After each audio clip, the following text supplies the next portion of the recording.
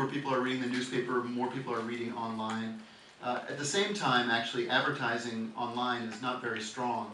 So we wanted to charge our readers to read the news online, and nobody was doing that. The Times of London had just started, but basically nobody was trying to sell subscriptions to readers online. So our first transformation was to take a very close look at who these readers were. And it was a very big group. Something like 6 million people every month would come to Boston.com. But when we looked really closely at who our readers were, we saw they actually were two groups.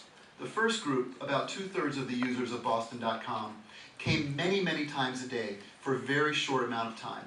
They would come, they would look for something to do, they would look for a quick headline, they would leave. They would come back an hour later, look for a very short time, and leave.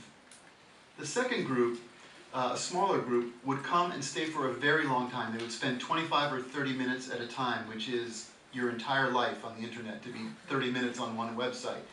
And they would read very, very carefully, and they especially seemed to really love the stories from the Boston Globe. Where readers wanted to read, on what device.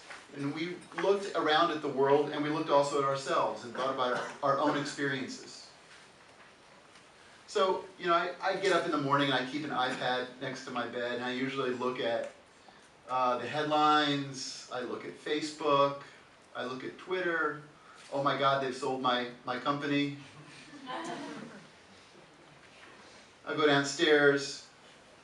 I still read the newspaper every morning. It's part of my habit. I have coffee, I have pan con tomate. I get on the metro, the T we call it in Boston, and everybody's reading again. They're all reading on their phones now. And I never ever get a seat because my stop is very close to the city center, so there's never any seats when I get on. So that's me standing up. And then I get to work, and of course I'm still looking at the news and on my computer at work, on my desktop at work.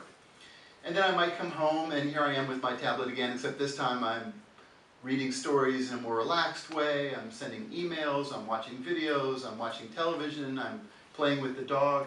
So, you know, this was the idea. There are many, many devices, but you want to have just one experience. And we had this idea really by looking at ourselves and looking at our readers. At the same time that we were having this idea, this guy Ethan Marcotte, who Tito mentioned, was having the same idea in a much more theoretical and technical way. And he came up with this idea called responsive design that Tito spoke about so well. I love the idea of responsive design. Tito talked about how it works, but what I love about it is not the technical thing. What I love is it is so simple and it just works. And I think the best ideas are completely invisible and they feel inevitable. They feel like it had to be this way. I don't want readers to look at bostonglobe.com on a laptop or on their phone and think to themselves, wow, isn't that cool? They used CSS media queries to find out that, you know, the pixel width is this. I want them just to say, of course, how else could it have been? This is the way it has to be.